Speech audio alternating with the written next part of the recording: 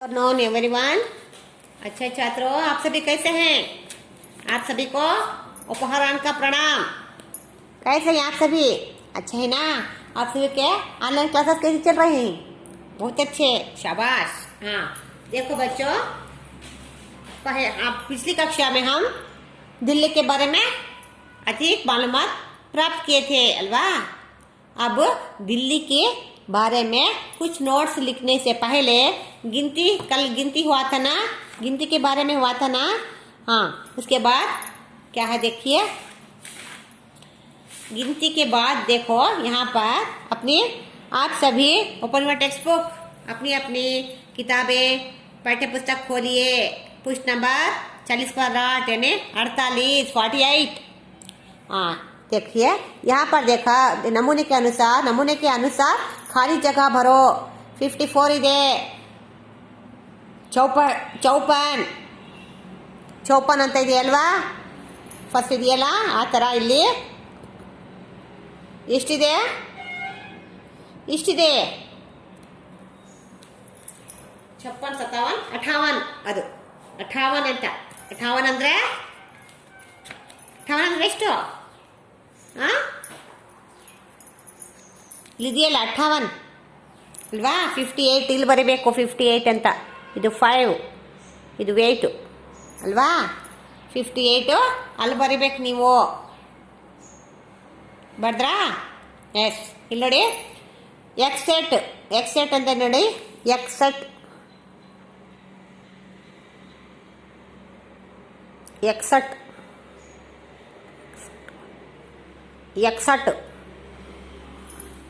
ಸರಿನಾ. ಎಕ್ಸೆಟ್ ಇದು 65 ಇದೆ ನೋಡಿ, 65 ಸರಿನಾ. 65.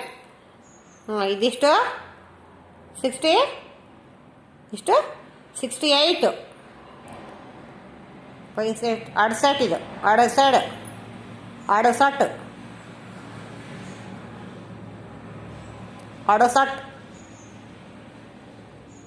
ಹಾಂ 68 ಇದು ಸರಿನಾ. 70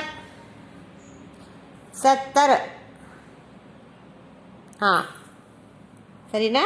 ಇದು 63, ಇದು 55, 55. ಇದು 62,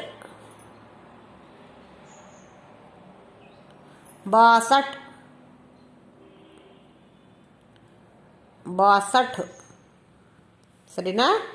ಎಸ್. ಇದು 51, 51. 51.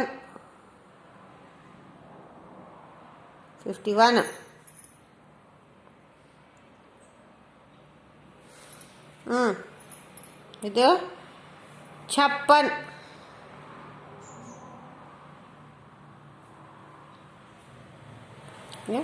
ಇಲ್ಲಿ ಬರೀಬೇಕು, ಇದು 56 ಅಂದರೆ 5, 6 56 ಆಯಿತಾ. ಹಾಂ ಇದು 53, 53.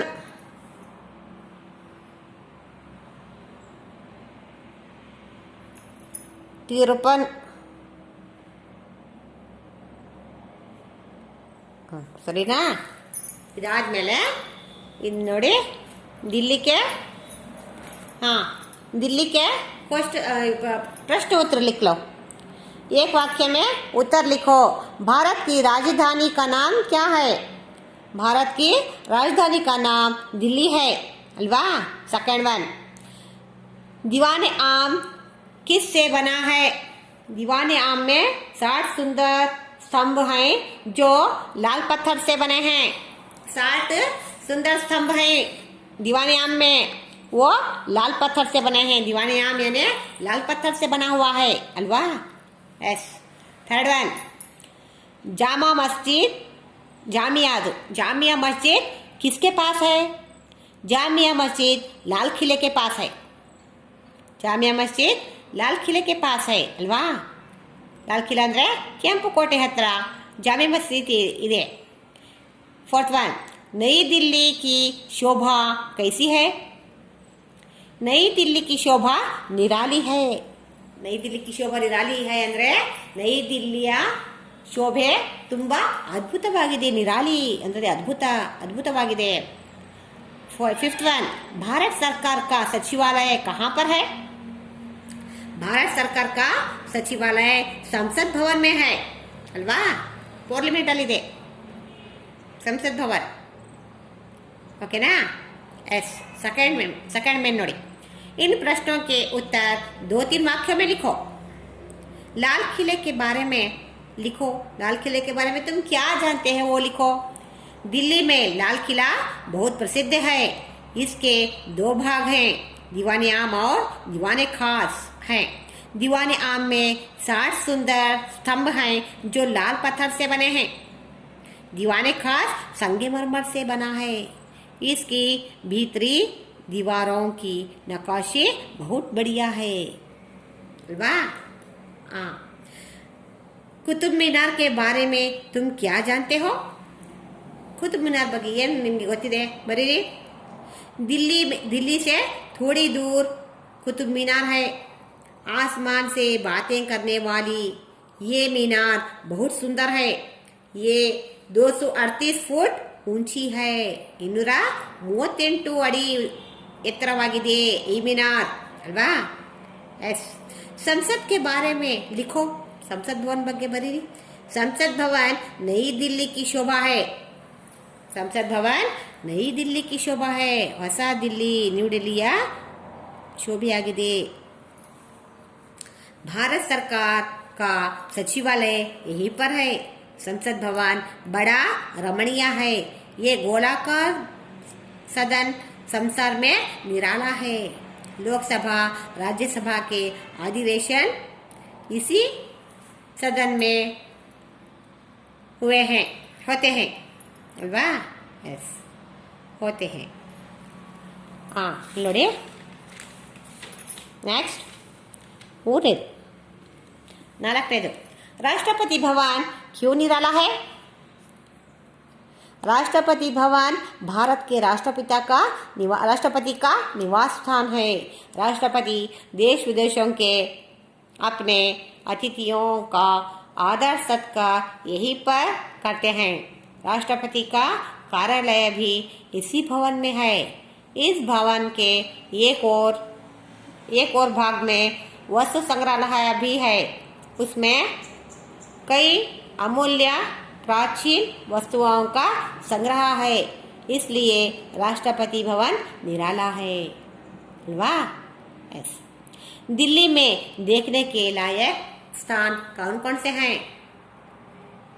दिल्ली देखने के लायक स्थान ये हैं कि लाल किला, जामिया मस्जिद, कुतुब मीनार, संसद भवन, राष्ट्रपति भवन, राजघाट, शांतिवन, जंतर मंतर, करटा प्लेस, बिरला भवन, लक्ष्मी नारायण का मंदिर आदि अनेक दर्शनीय स्थान हैं अल्वा. हाँ, अन्य वचन लिखिए. थर्ड में खिला, खिले, बात, बातें यानी बातों, याद, यादों ಅಂದ್ರೂ ಬರಿಬಹುದು, ಯಾದೋ ಅಂದ್ರೂ ಬರಿಬಹುದು. ಬಾತೆ ಬರಿಬಹುದು, ಬಾತು ಅಂತಲೂ ಬರಿಬಹುದು. ಮಹಿನಾ, ಮಹಿನೋ. ವಿಲೋಮ ಶಬ್ದ, ವಿರುದ್ಧಾರ್ಥಕ ಪದ. ನಯಾ, ಪುರಾಣ. ಭೀತರ್, ಬಾಹರ್. ಪಾಸ್, ದೂರ್. ಚಣ್ಣ, ಉತ್ತರ್ನ. ನಯ ಅಂದರೆ ಹೊಸದು, ಪುರಾಣ ಅಂದರೆ ಹಳೆಯದು, ಭೀತರ್ ಅಂದರೆ ಒಳಗೆ, ಬಾಹರ್ ಅಂದರೆ ಹೊರಗೆ. ಪಾಸ್ ಅಂದರೆ ಹತ್ತಿರ, ದೂರ್ ಅಂದರೆ ದೂರ, ಚಣ್ಣ ಅಂದರೆ ಹತ್ತೋದು, ಉತ್ತರ್ನ ಅಂದರೆ ಇಳಿಯೋದು. ಪರ್ಯಾಯವಾಚಿ ಅಥವಾ ಸಮಾನಾರ್ಥಕ ಶಬ್ದ. ಫಿಫ್ತ್ ಮೇನ್ ನಗರ್ ಅಂದ್ರೂ ಒಂದೇ, ಶಹರ್ ಅಂದ್ರೂ ಒಂದೇ, ಸಮಾನಾರ್ಥಕ. ಮಶಹೂರ್ ಅಂದ್ರೂ ಒಂದೇ, ಪ್ರಸಿದ್ಧ ಅಂದ್ರೂ ಒಂದೇ. ಆಸ್ಮಾನ್ ಅಂದ್ರೂ ಒಂದೇ, ಆಕಾಶ್ ಒಂದೇ, ಗಗನ್ ಅಂದ್ರೂ ಒಂದೇ, ಅಂಬರ್ ಅಂದ್ರೂ ಒಂದೇ ಅಲ್ವಾ. ಹಾಂ. ಮನೋಹರ್ ಅಂದರೆ ಸುಂದರ್. सिक्स मैन कन्नड़ या अंग्रेजी में अनुवाद करो. लाल किले के पास जमा मसीदी है. ಕೆಂಪುಕೋಟೆಯ ಹತ್ತಿರ ಜಾಮಿಯಾ ಮಸೀದಿ ಇದೆ. दिल्ली से कुतुब मीनार दिल्ली में कुतुब मीनार है ದಿಲ್ಲಿಯಲ್ಲಿ ಕುತುಬ್ ಮಿನಾರ್ ಇದೆ ದಿಲ್ಲಿಯಲ್ಲಿ ಕುತುಬ್ ಮಿನಾರ್ ಇದೆ ಅಲ್ವಾ ಹಾಂ ನೆಕ್ಸ್ಟ್ ನೋಡಿ ಥರ್ಡ್ ಒನ್ ದಿಲ್ಲಿ ಭಾರತ್ ಕಿ ರಾಜಧಾನಿ ಹೈ ದಿಲ್ಲಿ ಭಾರತದ ರಾಜಧಾನಿಯಾಗಿದೆ ಅಲ್ವಾ ಹಾಂ ಲೋಕಸಭಾ और राज्यसभा संसद के 2 सदन हैं ಲೋಕಸಭಾ ಮತ್ತು ರಾಜ್ಯಸಭಾ ಸಂಸತ್ತಿನ 2 ಸದನಗಳಾಗಿವೆ ಅಲ್ವಾ ಎಸ್ सेवेंथ में ನೋಡಿ सही शब्द चुनकर खाली स्थान भरो लाल किला दिल्ली है लाल किला दिल्ली में है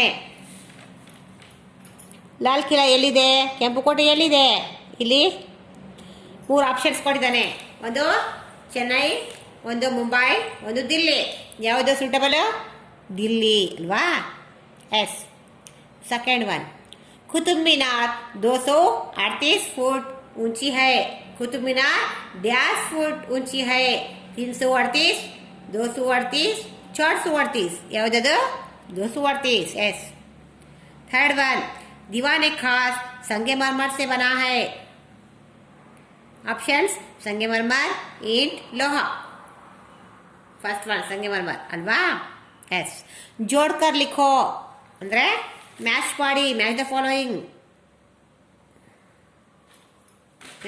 ಹೊಂದಿಸಿ ಬರೆಯಿರಿ ಅಲ್ವಾ ಹಾಂ ನೋಡಿ ಅದಕ್ಕೆ ಹೊಂದಾಣಿಕೆಯಾಗುವಂತಹ ಪದಗಳನ್ನು ಹೊಂದಿಸಿ ಬರೆಯುವುದಕ್ಕೆ ನಾವು ಜೋಡ್ಕರ್ ಲಿಖೋ ಅಂತ ಹೇಳ್ತೀವಿ ಮ್ಯಾಚ್ ದ ಫಾಲೋಯಿಂಗ್ ಹಾಂ ವಿಧಾನಸೌಧ ಎಲ್ಲಿದೆ ವಿಧಾನಸೌಧ ಬ್ಯಾಂಗ್ಳೂರ್ ಅಲ್ವಾ ಎಸ್ ಬೆಂಗಳೂರಿನಲ್ಲಿ ವಿಧಾನಸೌಧ ಇದೆ ಚಾಮುಂಡಿ ಪಹಾಡ್ ಮೈಸೂರಲ್ಲಿದೆ ಕಮಲ್ ಮಹಲ್ ಹಂಪಿಯಲ್ಲಿ ಲಾಸ್ಟ್ ಇಯರ್ ಹಂಪಿಗೆ ಹೋಗುವಾಗ ನಾವು ನೋಡ್ಕೊಂಡು ಬಂದ್ವಿ ಅಲ್ವಾ lotus temple Kamal Mahal lotus palace ಅಲ್ವಾ ಎಸ್ ಕಮಲ್ ಮಹಲ್ ನೋಡ್ಕೊಂಡು ಬಂದ್ವಿ ಹಂಪಿಯಲ್ಲಿ ಗುಂಬಜ್ ಗೋಲ್ ಗುಂಬಜ್ ಎಲ್ಲಿದೆ ಬಿಜಾಪುರ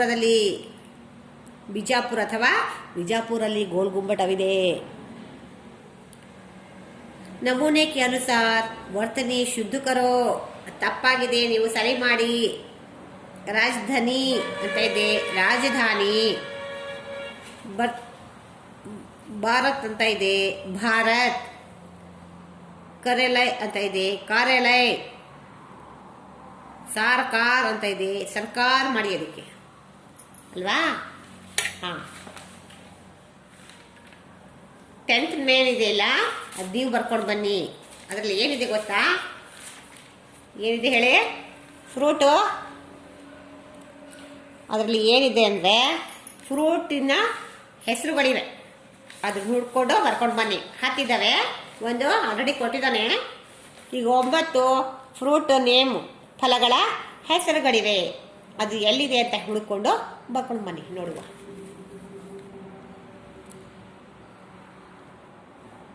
हाँ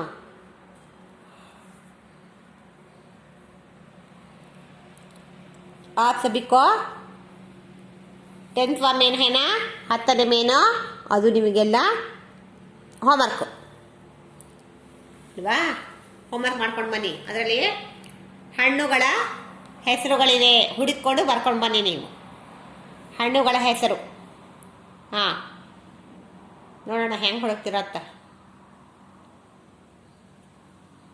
ಹುಡುಕೊಂಡು ಬರ್ಕೊಂಡು ಬನ್ನಿ ನೋಡುವ ಅಲ್ವಾ ಸರಿ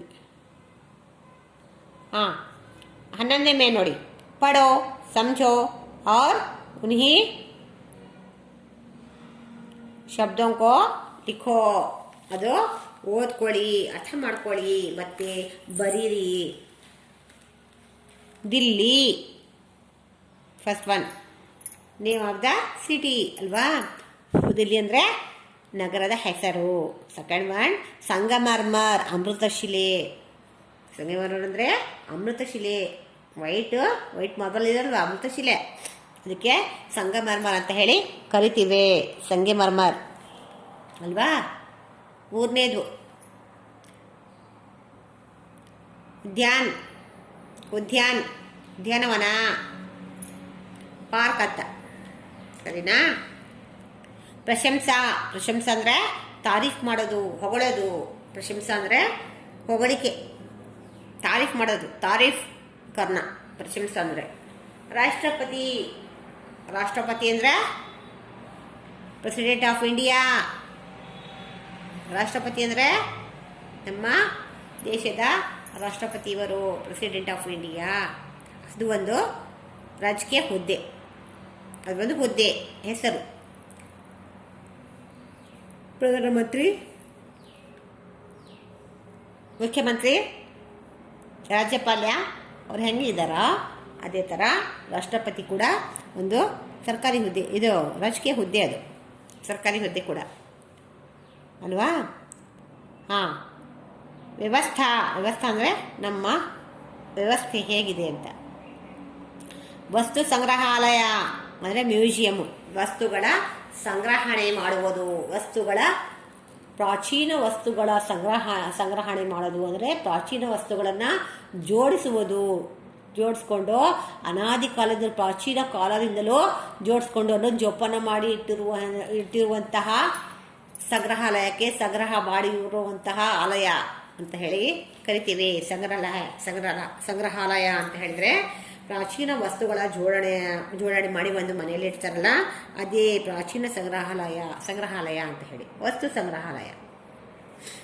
ಸರಿನಾ? ಎಸ್, ಅದಕ್ಕೆ ಮ್ಯೂಸಿಯಂ ಅಂತ ಹೇಳಿ ಕರಿತೀವಿ. ಸತ್ಕಾರ, ಸತ್ಕಾರ ಅಂದರೆ ಆದರ್ ಕರ್ನ, ಸಮ್ಮಾನ್ ದೇನ, ಸತ್ಕಾರ ಮಾಡೋದು. ಅತಿಥಿಗಳ ಸತ್ಕಾರ, ಬರ್ತಾರಲ್ಲ ಅತಿಥಿಯರು, ಇವರಿಂದ ಅವರಿಗೆ ಗೌರವಿಸುವ, ಸಮ್ಮಾನ್ ದೇನ ಅಂತ ಸತ್ಕಾರ ಕರ್ನ, ಅವರಿಗೆ ಗೌರವವನ್ನು ಕೊಡುವಂತಹ, ಸೂಚಿಸುವಂತಹ ಕಾರ್ಯಕ್ಕೆ ನಾವು ಸತ್ಕಾರ ಅಂತ ಹೇಳಿ ಕರಿತೀವಿ. ಶಾಂತಿವನ್, ನೇಮ್ ಆಫ್ ದ ಪ್ಲೇಸ್. ಶಾಂತಿವನ್ ಅಂದರೆ ಅದೊಂಥರ ಪಾರ್ಕ್, ಡೆಲ್ಲಿಯಲ್ಲಿರುವಂತಹ ಪಾರ್ಕ್ ಶಾಂತಿವನ್ ಅಂತ ಹೇಳಿ ಹೆಸರು ಅದಕ್ಕೆ. ದರ್ಶನೀಯ ಸ್ಥಾನ್, ದರ್ಶನೀಯ ಅಂದರೆ ನೋಡುವಂತಹ, ಯಾತ್ರಿಕರಿಗೆ ಮನ ಮೆಚ್ಚುವಂತಹ, ಮನ ಮುಟ್ಟುವಂತಹ, ಸುಂದರವಾಗಿರುವಂತಹ ಬಹುತ್ ಬಡಿಯ ಸ್ಥಾನ್ ಹೈ, ದರ್ಶನೀಯ ಸ್ಥಾನ್ ಅಂತ ಹೇಳಿ ಕರಿತೀವಿ ಅಲ್ವಾ?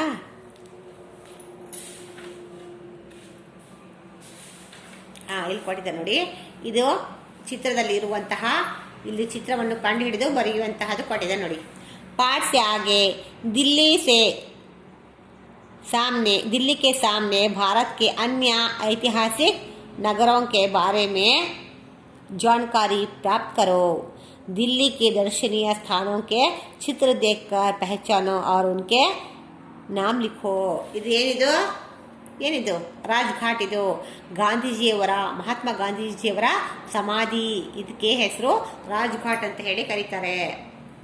ದಿಲ್ಲಿಯಲ್ಲಿ ಇರುವಂತಹ ಗಾಂಧೀಜಿಯವರ ಸಮಾಧಿಗೆ ರಾಜ್ಘಾಟ್ ಅಂತ ಹೇಳಿ ಕರಿತೇವೆ ಅಲ್ವಾ? ಹಾಂ. ಇದು ಜಂತರ್ ಮಂತರ್ ಅಂತ ಹೇಳಿ, ಇದೊಂದು ಪಾರ್ಕ್, ಇದರ ಹೆಸರು ಜಂತರ್ ಮಂತರ್ ಅಂತ. ಜಂತರ್ ಮಂತರ್ ಅಲ್ವಾ? ಹಾಂ. ಇದು ನೋಡಿ, ಲೋಟಸ್ ಟೆಂಪಲ್. ಇದು ಲೋಟಸ್ ಟೆಂಪಲ್. ಇದನ್ನು ಕೂಡ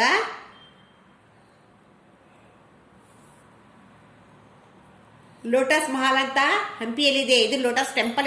ಇದು ಡೆಲ್ಲಿಯಲ್ಲೇ ಇರುವಂತಹ. ಲೋಟಸ್ ಅಂದರೆ ಕಮಲದ ಹೂವಿನ ಆಕಾರದಲ್ಲಿರುವಂತಹ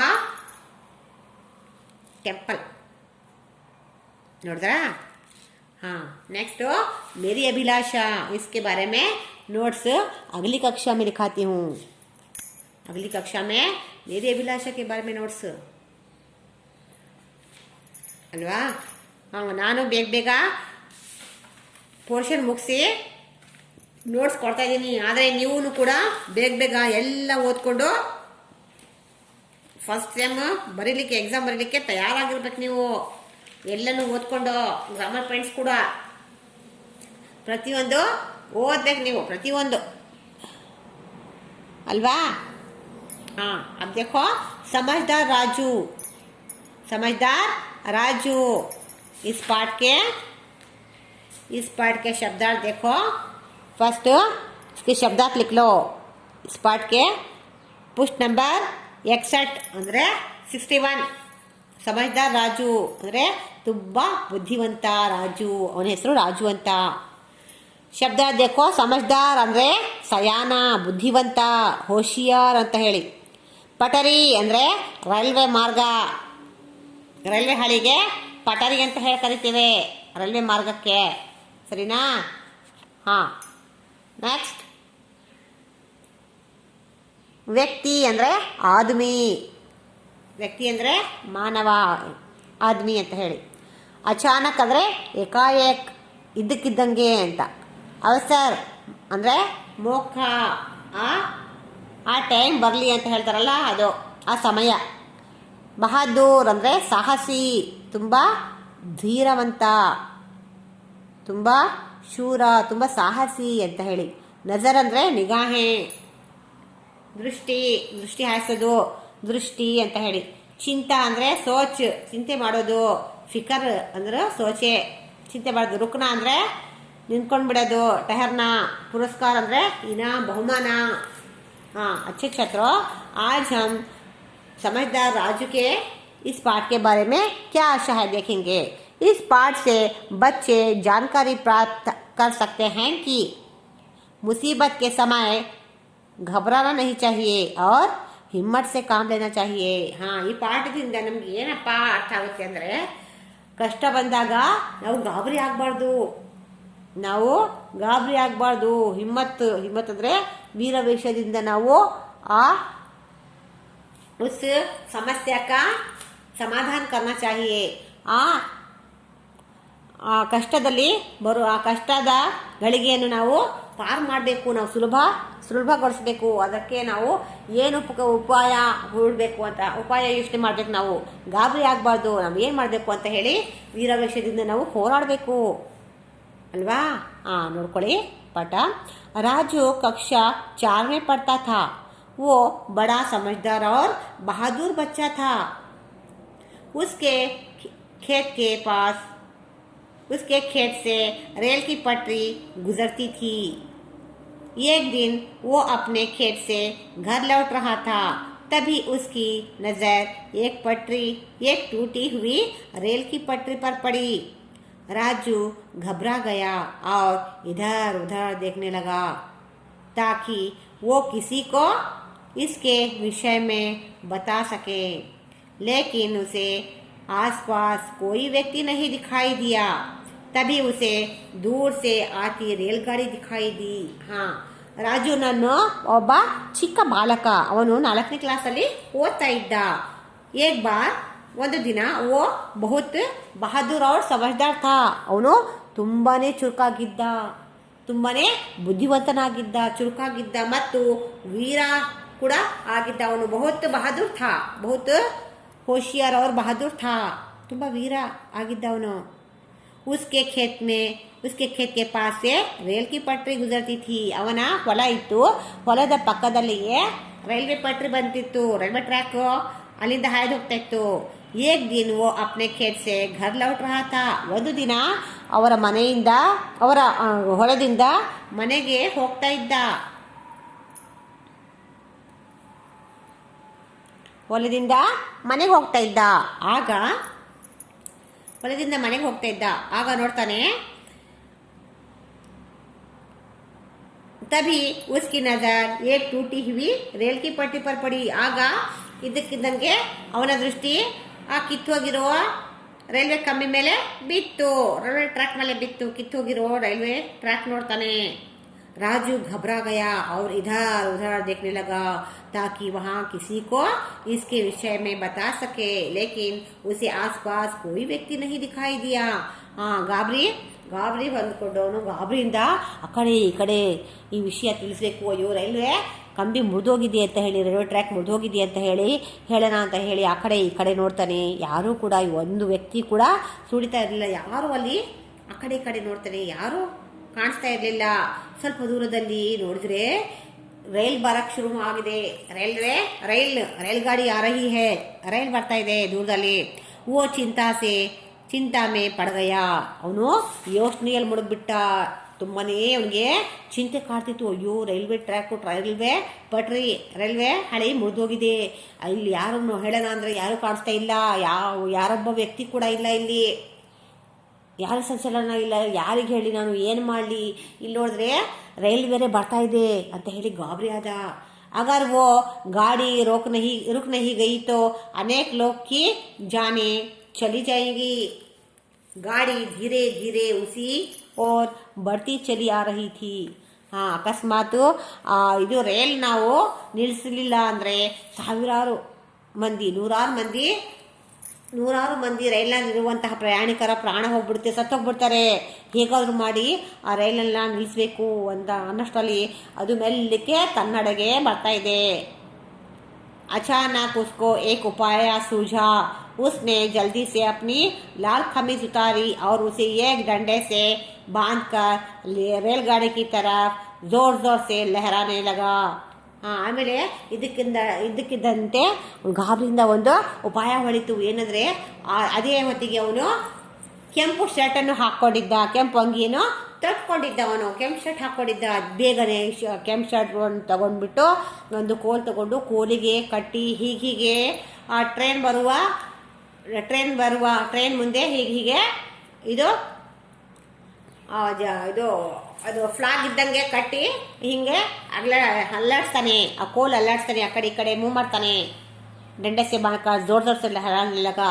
रेलगाड़ी के ड्राइवर ने उसे लाल कपड़े लहराते हुए देख लिया. उसे किसी अनजान खतरे का एहसास हो गया और गाड़ी रुक दी. ಆಮೇಲೆ ಆ ಡ್ರೈವರ್ ಇಣಕ್ ನೋಡ್ತಾನೆ. ಇವನು ಕೆಂಪು ಬಟ್ಟೆ ಒಂದು ಕೋಲಿಗೆ ಕಟ್ಕೊಂಡು ಹೀಗೆ ಎಲ್ಲಾಡ್ಸ್ತಾ ಇದ್ದಾರೆ ಆ ಕೋಲು. ಆಮೇಲೆ ಆ ಡ್ರೈವರ್ ನೋಡಿ, ಅಯ್ಯೋ ಏನೋ ಅಪಾಯ ಕಾದಿದೆ, ನಾನು ಟ್ರೈನನ್ನು ನಿಲ್ಲಿಸಬೇಕು ಅಂತ ಹೇಳಿ ತಕ್ಷಣ ಟ್ರೈನ್ ನಿಲ್ಸೋಕ್ಕೆ ಪ್ರಯತ್ನ ಪಡುತ್ತೆ ಡ್ರೈವರು. अचानक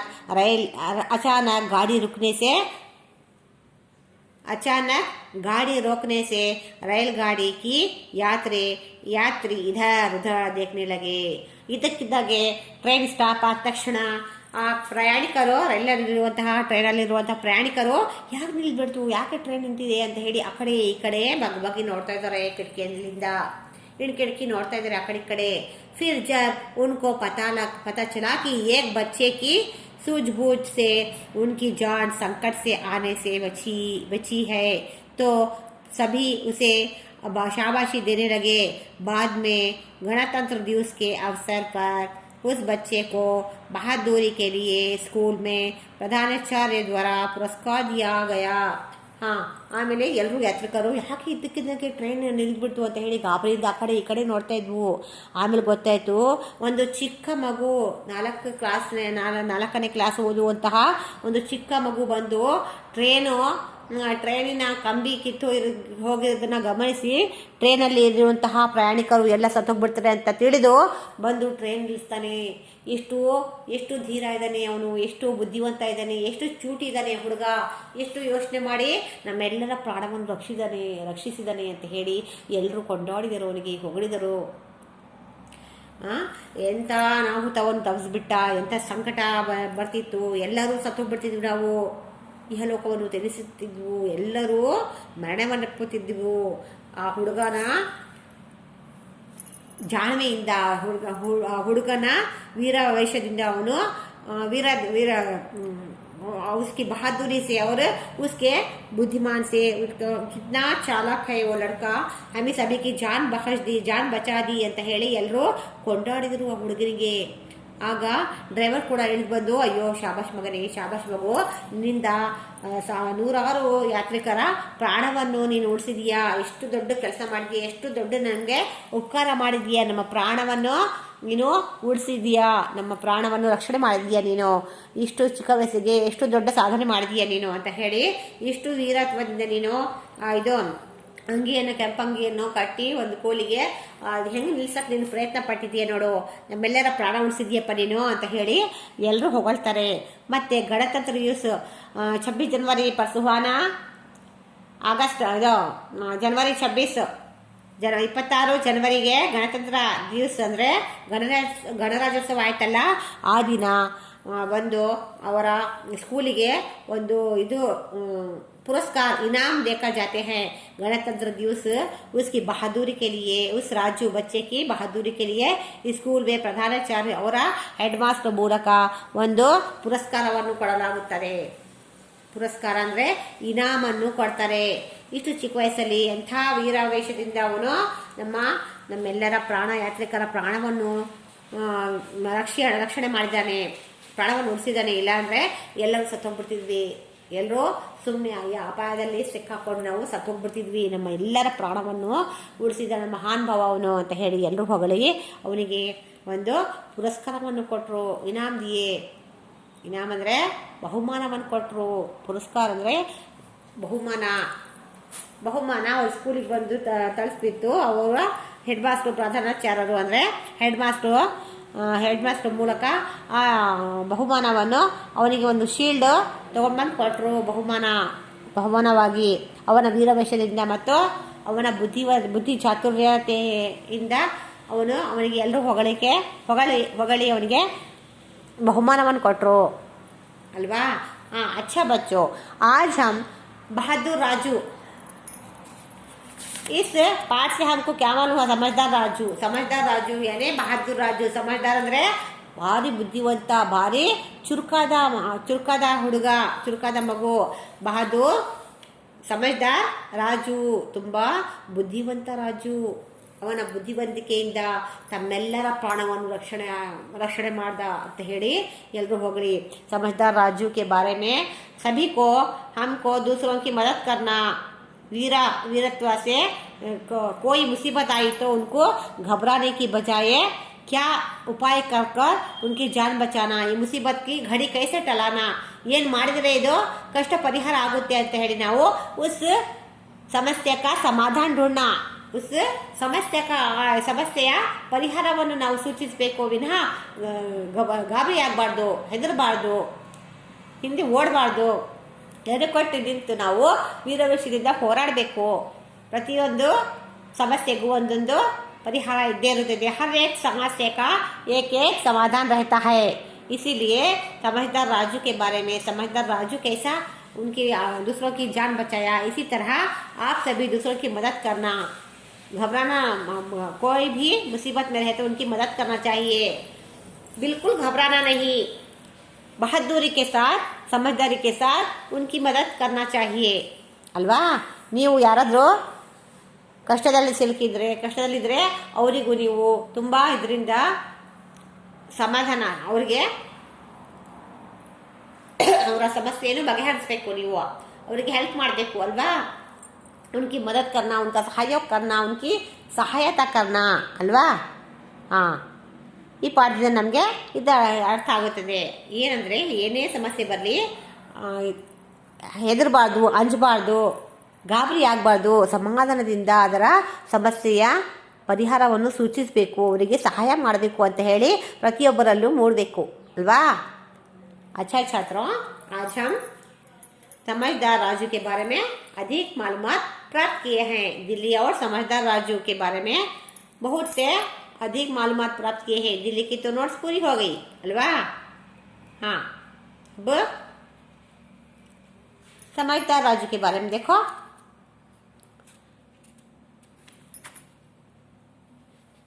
अल्वा। हाँ, नेक्स्ट ನಾನು मेरी अभिलाषा और समझदार राजू के ಪ್ರಶ್ನೆ ಉತ್ತರ ಲಿಖಾತಿ ಹೂँ ಆಯಿತಾ। ಇವೆಲ್ಲ ನೀವು ಓದ್ಕೋಬೇಕು, ಎಲ್ಲನೂ ಓದ್ಕೋಬೇಕು। ಡೈಲಿ 2 ಪೇಜಸ್ ಹ್ಯಾಂಡ್ ರೈಟಿಂಗ್ ಬರೆಯೋಕ್ಕೆ ಹೇಳಿದ್ದೆ ನಾನು, ಬರೆದು ಹಾಕಿದ್ದೀರಾ? ಹಾಂ, ಡೈಲಿ 2 पेज ಹ್ಯಾಂಡ್ ರೈಟಿಂಗು, ಮತ್ತು ಡೈಲಿ गिनती लिखना है 1 से 70 तक, 1 से 70 तक वर्ड साइड नंबर चले, शब्द और अंक में 1 से 70 तक गिनती लिखना है हर रोज। इदे निಮಗೆ ಮನೆ ಪಾಠ ಅಂದರೆ घर पर काम ಅಂದರೆ ಹೋಮ್ವರ್ಕ್ ಅಂತ, ಸರಿನಾ? ಡೈಲಿ 2 ಪೇಜಸ್ ಹ್ಯಾಂಡ್ ರೈಟಿಂಗು ಮತ್ತು 1 to 70 तक गिनती नंबर साइड वर्ड चले। अच्छा छात्रों, आप सभी को धन्यवाद।